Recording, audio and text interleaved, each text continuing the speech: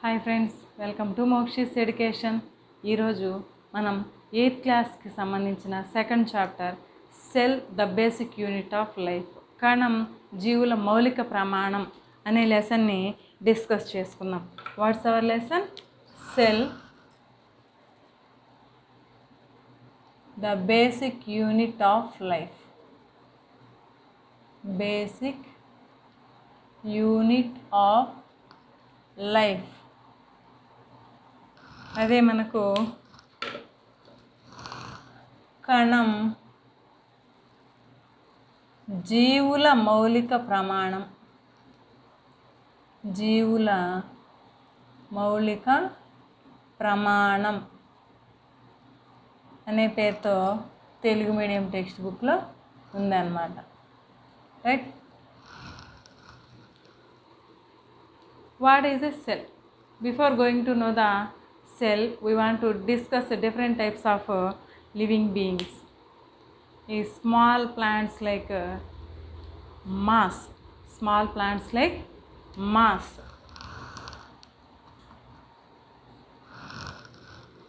Then the large plants like conifers. Large plants like conifers. And if we think about the animals, in that animals, a single cellular body, that is unicellular organism, amoeba to blue whale. So here moss, చిన్న moss మొక్కల నుంచి పెద్ద conifer వృక్షాల వరకు. And then ఏకకణజీవి, unicellular organism, its body is made up with the single cell. Amoeba నుంచి నీలి తిమింగలం వరకు. నీలి తిమింగలం అంటే అతి పెద్ద జీవి, largest animal in the world is blue whale. So this all the living beings body is made up with cells. That means the cell is the basic unit of life. Basic unit of life. Why we can say the cell is basic unit of life? The cell is the structural and functional unit of life. Structural and functional unit of life. నిర్మాణాత్మకమైనది మరియు క్రియాత్మకమైనది కూడా. నిర్మాణాత్మకం. Why it is called as structural?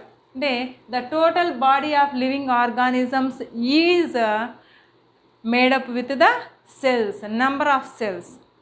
అంటే ఆ cells number ఎన్ని ఎక్కువగా ఉంటే అంత పెద్ద living being body అనేది డెవలప్ అవుతుంది. అండ్ ఫంక్షనల్ యూనిట్ ఆల్సో, అంటే క్రియాత్మక ప్రమాణం కూడా. క్రియాత్మకం, ఫంక్షన్ అంటే ఏంటి? టోటల్ మెటబాలిజం అంతా కూడా ఎవరి కంట్రోల్లో ఉంటుంది అంటే ఆ సెల్ కంట్రోల్లోనే ఉంటుంది. ఆ సెల్లే టోటల్ యాక్టివిటీని అంతా కూడా రెగ్యులేట్ చేసుకుంటూ ఉంటుంది. So the cell is called as structural and functional unit of life. Okay, right? Than nearly 350 years ago, 350 years ago, the scientists and the human beings also don't know about the idea of cell. They don't have idea. ఎందుకు లేదు, దాని గురించి వివరాలు ఎందుకు తెలియదు అంటే, even though the scientists are followed the experiments, but they can't get any idea. They did not get any information about the cell. Then after some period, the scientists' discovery of microscopes can help to the scientists to observe the different microorganisms and as well as the cell, which is the basic unit of the life. So in such a way, different scientists are helpful to us to make it easy to understand the cell and its history. Okay, who are they here? The first person is Athanasius Kircher, John Swammerdam, John Swammerdam, Antony van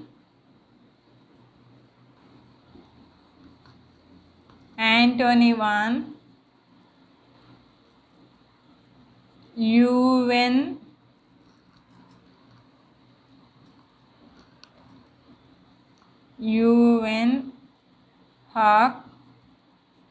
and Robert Hooke. These are the scientists helped us to understand the history of cell. Okay, who are they? Athanasius Kircher, John Swammerdam, Antony van Leeuwenhoek and Robert Hooke. These scientists only helped us. ఈ నలుగురు సైంటిస్టులు మనకు సెల్కు సంబంధించిన సమాచారాన్ని అందించడానికి help అయ్యారు. What about the Leeuwenhoek? Antony van Leeuwenhoek was the scientist who observes the pond water. Antony van Leeuwenhoek discoveries in 1674 in pond water. అంటే కుంట నీటిలో 1674లో ఈయన రీసెర్చ్ చేశాడనమాట. He made different types of lenses and finally they help to the microscope to better understanding of the micro organisms. లెక్కలేనన్ని భూతద్దాలు తయారు చేస్తున్నాడు. వాటన్నిటిని దేనికి యూజ్ చేశాడంటే మైక్రోస్కోప్కి లెన్సెస్గా యూజ్ చేశాడు. So the microorganisms are appear clearly by the capacity of different lenses. What type of microorganisms are observed by the Antony van Leeuwenhoek? What are the organisms observed by him? They are bacteria, yeast, protozoa and RBC are observed by the Antony van Leeuwenhoek. ఈ బ్యాక్టీరియాలు, ఈస్ట్లు, ప్రోటోజోవాలు, ఆర్బీసీలు ఇవన్నీ కూడా, RBC అంటే red blood cells, ఎర్ర రక్త కణాలు, అన్నింటినీ కూడా ఇతను అబ్జర్వ్ చేస్తున్నాడు అనమాట. అబ్జర్వ్ చేస్తున్నాడు. సో ది ఎక్స్ప్లెనేషన్ అంతా క్లియర్గా నెక్స్ట్ లెసన్లో కొంతవరకు ఉంది. సో దీన్ని ఇక్కడికి స్టాప్ చేసుకున్నాం. Next what about Robert hook? He discovered the cell. Robert Hooke discovered the cell in the year of 1665. Okay. How he observed, in which plant he observed the cell? ఏ ప్లాంట్లో observe చేశాడంటే ఓక్ చెట్టు యొక్క బెరడులో అతను observe చేశాడు. Actually the bark cells are non living cells. Even though he identifies the cell, how he observes the cells? The cells are observed by him in a small structure like a room. In Latin language, the small cell has the similar term, small room has the similar term of cell. That means cell means a small room. The Robert Hooke also observed the small hole-like structures, small room-like structures in the oak tree bark. So similarly, he given the name as a cell because of in Latin language, cell means a small room, a tiny room or a little room, right? ఈ చిన్న గది అనే meaning Latin లాంగ్వేజ్లో సరిపడా term ఏది ఉందంటే cell అనే term. అంటే సెల్ అని లాటిన్ లాంగ్వేజ్లో అంటే ఒక చిన్న గది అనే అర్థం వస్తుంది. ఇలాంటి చిన్న గదుల్లాంటి నిర్మాణాలని ఎక్కడ చూశాడంటే ఓక్ చెట్టు యొక్క బార్క్లో చూస్తున్నాడు, బెరడులో చూస్తున్నాడు అనమాట. అవి ఎలా కనిపించాయంటే మనకు తేనె పట్టులో ఉన్నటువంటి స్మాల్ రూమ్స్ లాగా కనిపించాయి అన్నమాట. ఏదైనా ఒక సెల్, ఒక లివింగ్ బాడీ కనుక మనం తీసుకున్నట్లయితే ఆ లివింగ్ బాడీలో ఉన్న ఒక స్మాల్ టిష్యూని తీసుకుంటే ఆ టిష్యూ లోపల ఉన్న సెల్స్ అన్నీ కూడా మనకి ఎలా తేనె పెట్టయితే చిన్న అరలుగా కనిపిస్తుందో అలాగా అతనికి అబ్జర్వ్ అయినాయి అన్నమాట. స్మాల్ రూమ్ లైక్ స్ట్రక్చర్స్ ఇలా కనిపించాయి. ఇలా కనిపించే లోపు అతను వాటికి ఏమని నేమింగ్ చేశాడంటే సెల్ అని నేమింగ్ చేశాడనమాట. సెల్ అని పేరు పెట్టినాడు. సో మళ్ళీ the discovery credit of cell goes to Robert hook in the year of 1665. How he given the name? In Latin language, cell means a small room or little room or tiny room. చిన్న గది అని అర్థం ఉంటుంది. Based on that, he given the name to that particular part of the identified area like cell అని చెప్పినాడు అనమాట. ఏ ఇయర్లో కనుక్కున్నాడు అంటే ఇన్ ద ఇయర్ ఆఫ్ 1665. ఏ ప్లాంట్లో కనుక్కున్నాడంటే ఓక్ ప్లాంట్ యొక్క ఏ పార్ట్లో కనుక్కున్నాడు అంటే బార్క్. ఏ పార్ట్లో కనుక్కున్నాడు? బార్క్ ఆఫ్ ఓక్ ప్లాంట్, బెరడులో ఓక్ చెట్టు యొక్క బెరడులో కనుక్కున్నాడు అనమాట. What is the scientific name of oak చెట్టు యొక్క శాస్త్రీయ నామం ఏంటి అంటే Quercus suber. What is the name? Quercus suber is the scientific name of the oak plant. Okay, right? This is about the discovery of cell. Actually, he identified the cell in the non-living part. But what about the living part? Cells అనేవి living బీయింగ్స్లో కూడా ఉంటాయి అంటే living బీయింగ్స్లో ఉంటాయి. And finally the living beings are divided into plants and animals. Okay, plants animals అని రెండుగా divide చేస్తున్నాం. But how will be the cell is present in plants and animals? How can we observe them? ఎలా observe చేస్తామంటే in plants we can observe the cell in Rhoeo పత్రంలో కనుక మనం observe చేస్తే ఈజీగా అబ్జర్వ్ చేయొచ్చు. అండ్ దెన్ రియో లీఫ్ కూడా సింపుల్గా ఇలా కనిపిస్తుంది.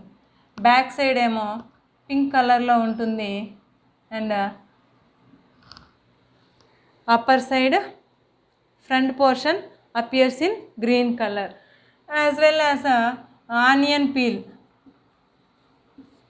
ఉల్లిపాయలో కూడా మనం అబ్జర్వ్ చేయొచ్చు అన్నమాట. ఉల్లిపాయలో కూడా మనం అబ్జర్వ్ చేయొచ్చు. ఉల్లిపాయ ఒక పొరను తీసుకొని కనుక దాన్ని మధ్యలోకి తుంచి స్లోగా లాగినట్టయితే పైన ఒక పల్చటి లేయర్ అనేది వస్తుంది.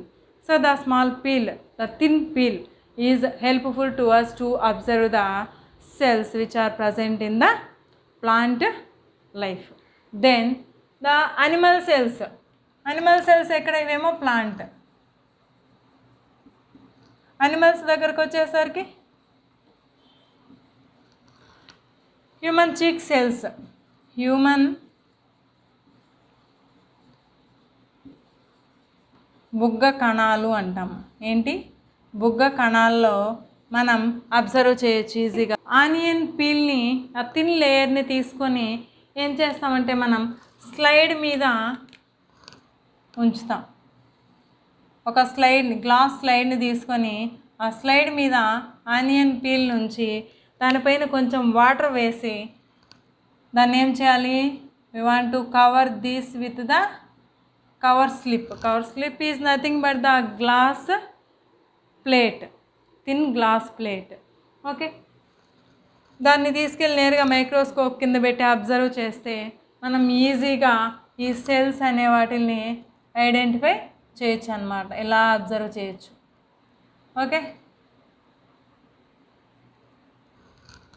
అబ్జర్వ్ చేయొచ్చు ఈజీగా. And then what about the human cheek cells. Human cheek cells also observed in the same manner.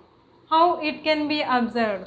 ఈ హ్యూమన్ చీక్ సెల్స్ మనం అబ్జర్వ్ చేయాలంటే మనం బుగ్గ లోపల ఉన్నటువంటి ఆ లిక్విడ్ పోర్షన్ని కొద్దిగా గీకి తీసుకోవాలన్నమాట. How can we scratch that liquid portion? We should not take any sharp object or knife like objects. Okay, చాకు లేదా షార్ప్గా ఉన్న ఆబ్జెక్ట్స్ లాంటివి ఏవి తీసుకోకూడదు అనమాట.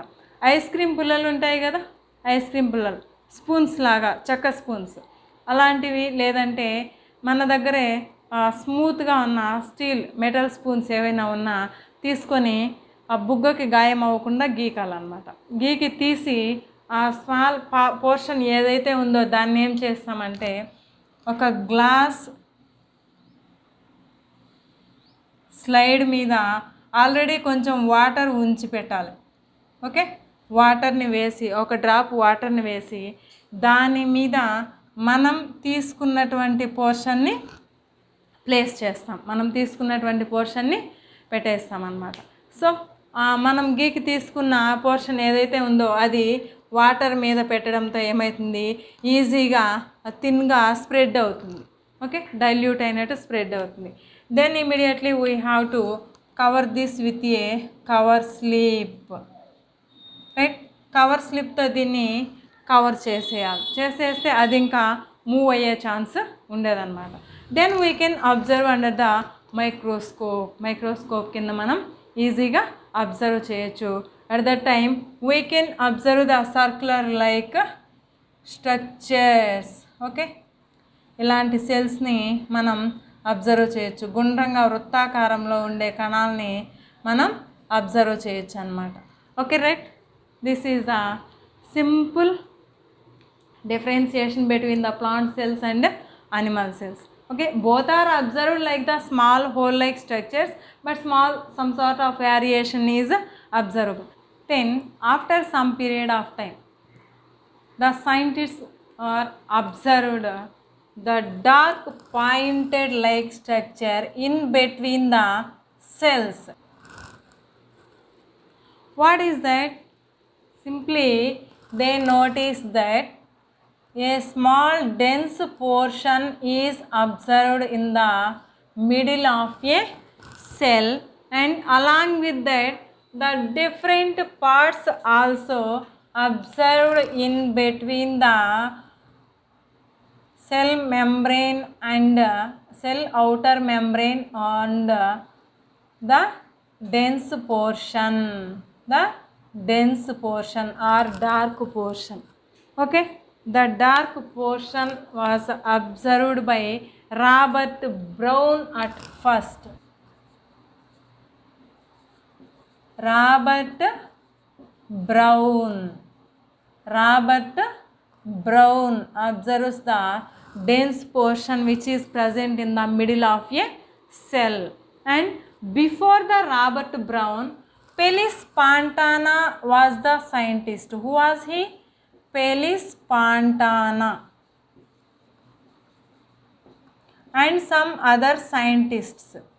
Felix Pantana మరియు ఇంకొంతమంది శాస్త్రవేత్తలు ఏం కనుక్కున్నారంటే they observes the dense portion in epithelial cells of epidermal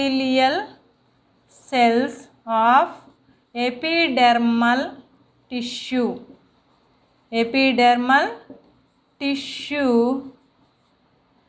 in animals.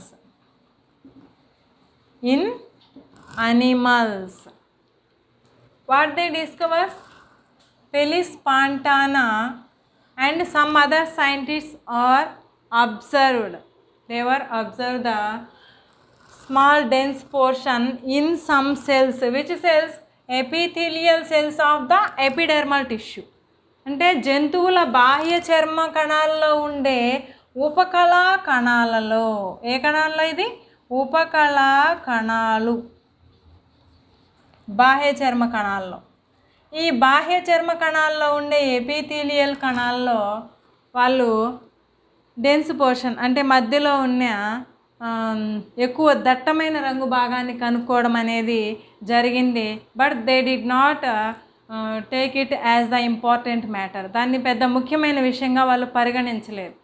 కాబట్టి ఈ కేంద్రకాన్ని కనుగొన్న ఘనత credit goes to Robert brown. The discovery of nucleus credit goes to Robert brown. He given the name to this as the nucleus. Nucleus ఏమని పేరు పెట్టాడు? కేంద్రకం అని పేరు పెట్టాడు.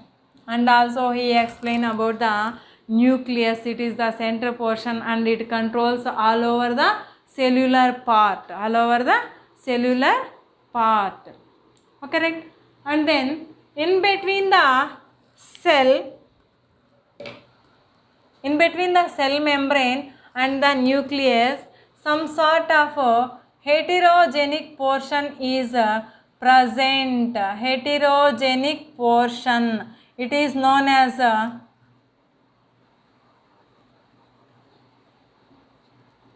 heterogenic portion. It is known as cytoplasm. Cytoplasm. కణ ద్రవ్యం అంటాం. ఏమంటాం దీన్ని? కణ ద్రవ్యం. సైటోప్లాజం అంటాం. తెలుగులో ఈ హెటరోజెనిక్ పోర్షన్ని విజాతీయ పదార్థము. విజాతీయ పదార్థము. ఈ విజాతీయ పదార్థం లేదా హెటరోజెనిక్ పోర్షన్ అని ఎందుకు అన్నామంటే different states of matter is present here. Different states of matter అంటే ఏంటి? లిక్విడ్ పోర్షన్ ఉంది, సాలిడ్ పోర్షన్ ఉంది. Liquid portion and solid portion both are present in the cell. కాబట్టి దీన్ని హెటరోజెనిక్ పోర్షన్ అన్నాం, విజాతీయ పదార్థం. ఈ మధ్యలో ఉన్న పదార్థానికి ఏమని పేరు పెట్టినారంటే సైటోప్లాజం, కణ ద్రవ్యం అని పేరు పెట్టినారనమాట. Okay, right? Here the outer boundary membrane,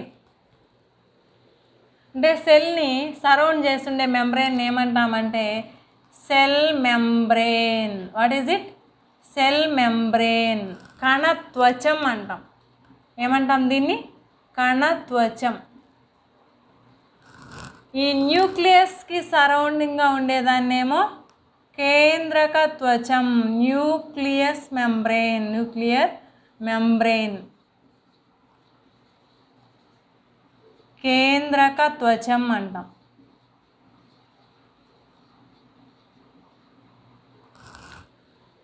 right.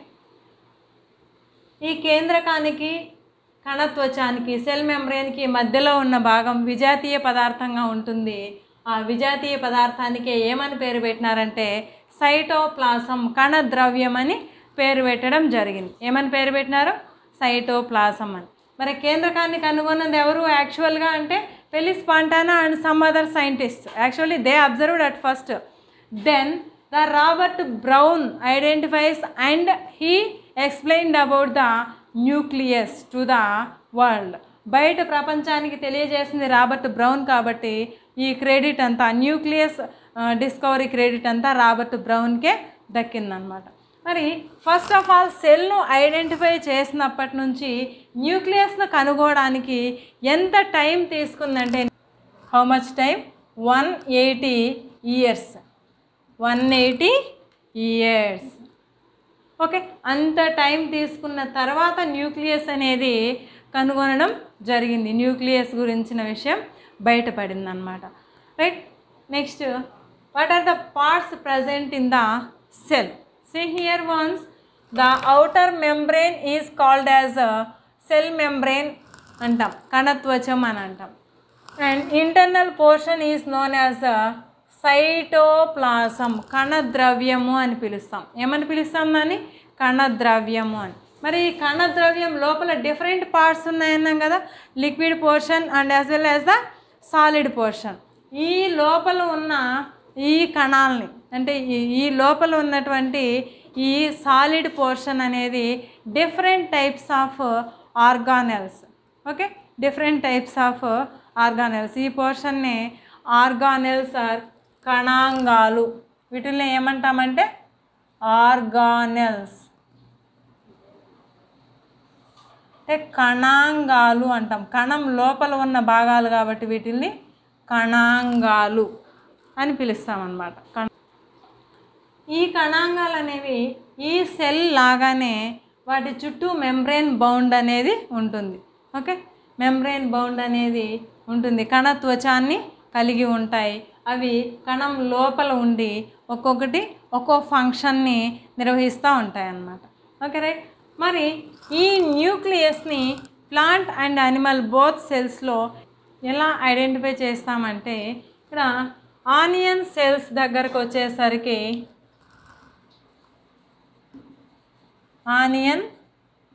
దగ్గరకు వచ్చేసరికి compulsory we have to use the stains use చేయాలి మనం. అవి ఏంటి అంటే methylene blue,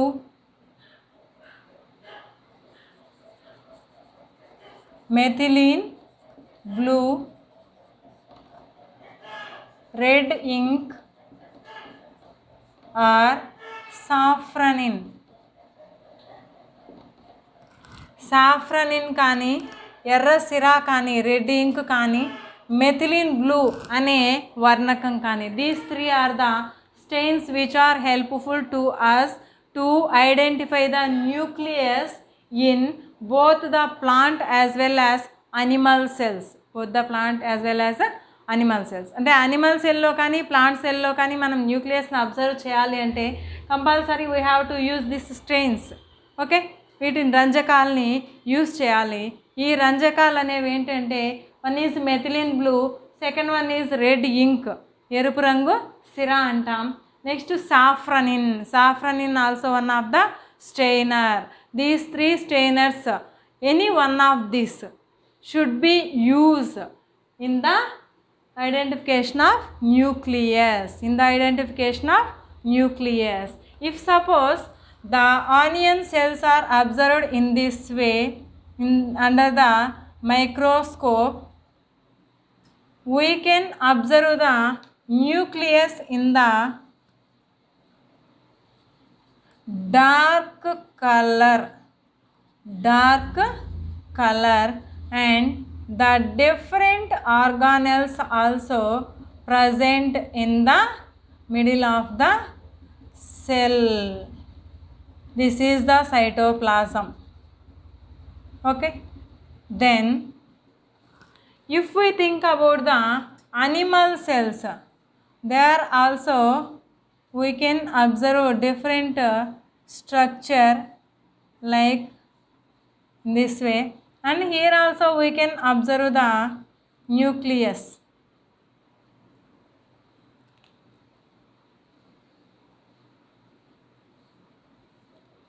Here also we can observe the nucleus, but the nucleus place, where is it located in the cell, is different to the plant cell as well as animal cell. In the animal cell, nucleus is present in the middle, and in the plant cell, the nucleus is observed at the side. Because of a small vacuole is present in between the plant cell. And one more thing, if we observe the cells, the cell membrane, which is called as plasma membrane, is covered in animal cells, but the plant cells contains one more membrane which is covering the cell membrane, that is called as cell wall. Okay, that is external layer and also very hard layer which gives protection to the internal portion of the plant cell. Right, ఇక్కడ animal సెల్స్ని compare చేస్తే single layer ఉంటుంది, ఒకే membrane bound అయి ఉంటుంది, surround అయి ఉంటుంది. And then the nucleus is present in the మిడిల్లో ఉంటుంది న్యూక్లియస్ అనిమల్ సెల్లో. అదే ప్లాంట్ సెల్లోకి వచ్చేసరికి ఏమో ఒక సైడ్కి నెట్టేసి ఉంటుంది, ఆ మధ్యలో ఏముంటుంది అంటే వాక్యూల్ అనే ఎంప్టీ ప్లేస్ ఉంటుంది, and one more another important organ, the cell wall అనే హార్డ్ లేయర్ ఒకటి ఈ ప్లాస్మా మెంబ్రెయిన్కు పైన ప్రొటెక్షన్ ఇస్తూ ఉంటుంది ప్లాంట్ సెల్స్లో. అది ఎందుకు అంటే ఆ ఇంటర్నల్ ప్రెషర్స్ నుంచి సెల్ మెంబ్రెయిన్కి ఏం డ్యామేజ్ అనేది జరగకుండా ఎక్స్టర్నల్గా ప్రెషర్ అనేది అప్లై చేస్తూ దాన్ని బ్యాలెన్స్ చేసుకుంటూ ఉంటుంది, ప్రెషర్ని బ్యాలెన్స్ చేసుకుంటూ ఉంటుంది. So like this we can observe the both cells under the microscope and nucleus in both cells. Okay, right?